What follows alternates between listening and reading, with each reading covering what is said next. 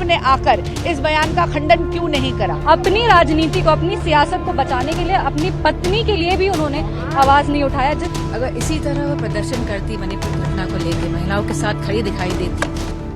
संसद का परिसर, बीजेपी सांसदों का प्रदर्शन और वो भी सपा सांसद डिंपल यादव के सम्मान में।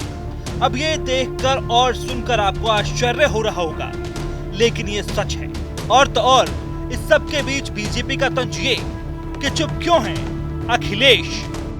माननीय सांसद डिंपल यादव जी जो एक धर्म स्थल पर गई, मस्जिद में गई, उसके बाद एक शख्स ने जितनी अभद्र टिप्पणी उन पर करी है, उसके बाद मैं पूछना चाहती हूं कि पूरा का पूरा विपक्ष मौन क्यों साधे हुए है। मैं पूछना चाहती हूं कि माननीय सांसद डिंपल यादव जी की जो स्वयं की पार्टी है सपा, वो चुप्पी क्यों साधे हैं? उनके पतिदेव ने आकर इस बयान का खंडन क्यों नहीं करा? संस्कृत में कहा जाता है मौनम स्वीकृति लक्षणम। मैं पूछना चाहती हूं, क्या आपकी तुष्टिकरण की राजनीति एक महिला सांसद की डिग्निटी, उनके सम्मान से बढ़कर हो गई है क्या?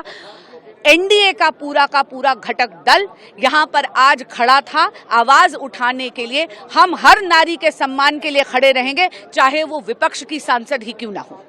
नहीं, जिस तरीके से एक महिला सांसद को बदनाम किया गया एक सांप्रदायिकता के आधार पे, ये बिल्कुल गलत है और इसके खिलाफ हम लोग अपना आवाज उठा रहे। पार्टी की कोई भी विचारधारा हो, राजनीतिक स्तर पर हमारी अलग विचारधारा हो, पर हमको लगता है कि महिलाओं को अपने सम्मान के लिए एकजुट रहना चाहिए। और सबसे ज्यादा शर्म की बात है कि अखिलेश यादव जी ने अपनी राजनीति को, अपनी सियासत को बचाने के लिए अपनी पत्नी के लिए भी उन्होंने आवाज नहीं उठाया। जिस तरीके से शायद रजनी जी ने डिंपल यादव जी के बारे में बोला है, वो बिल्कुल भी एक्सेप्टेबल नहीं है और उसके खिलाफ हम लोग अपनी आवाज उठा रहे हैं। दरअसल सपा मुखिया अखिलेश यादव के मस्जिद जाने पर मचे कलेश के बीच इमाम एसोसिएशन के अध्यक्ष मौलाना साजिद रशीदी ने डिंपल यादव के मस्जिद में जाने, कपड़े और बैठने के तरीके पर बेतुका बयान दे दिया, जिस पर जमकर घमासान मचा है। और इस सब के बीच मौलाना की दलील ये कि मैंने कुछ भी गलत नहीं कहा। नंगा शब्द कोई इतना आपत्तिजनक नहीं है, क्योंकि समाज में भी ये लफ्ज़ बोल दिया जाता है। अब जो लड़कियां शॉर्ट पहन के चलती हैं, हर कोई उनको देख के बोल देता है नंगी जा रही हैं, हालांकि वो बिल्कुल नंगी नहीं होती, लेकिन बोल दिया जाता है कि नंगी जा रही हैं। तो इसका मतलब वो नंगी थोड़ी होती हैं। अगर मैंने नंगा शब्द बोल दिया, मेरा मकसद ये है कि धर्म के हिसाब से जहाँ वो बैठी हुई थी वहाँ सर पे पल्लू होना चाहिए था, उनका पूरा कवर होना चाहिए था जिसमें। इससे भी बड़ा सवाल मैं आपको बता रहा हूँ कि जिस आदमी ने वो फोटो खींचा है वो समाजवादी पार्टी का ही तो नेता होगा कोई। उसी ने तो सोशल मीडिया पे डाला है जानबूझ के कि इस पर बात होगी। मुसलमानों को जलील करने के लिए, मुसलमानों को अपमानित करने के लिए। बहुत अभद्र टिप्पणी है, अफसोसजनक है और ऐसे लोगों पे कड़ी से कड़ी कार्रवाई होनी चाहिए। इनको सामाजिक रूप से इनका बहिष्कार होना चाहिए।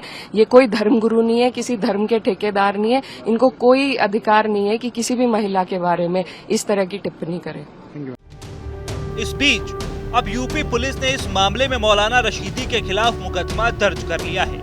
मौलाना रशीदी के खिलाफ लखनऊ की विभूति खंड थाने में गंभीर धाराओं में मुकदमा दर्ज हुआ है।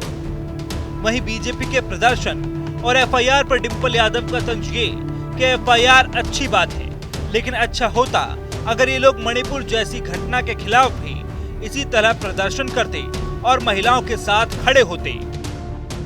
अच्छी बात है जो भी कार्रवाई हो रही है और सही है, अच्छी कार्रवाई एफआईआर हुई तो अच्छी बात है। आपके समर्थन में प्रोटेस्ट किया था उनके अगेंस्ट महिलाओं। अगर अच्छा होता जब मणिपुर जैसी घटना हुई थी, जो सोशल मीडिया में जिस तरह के फुटेजेस आए थे, अगर इसी तरह वो प्रदर्शन करती, मणिपुर घटना को लेकर महिलाओं के साथ खड़ी दिखाई देती।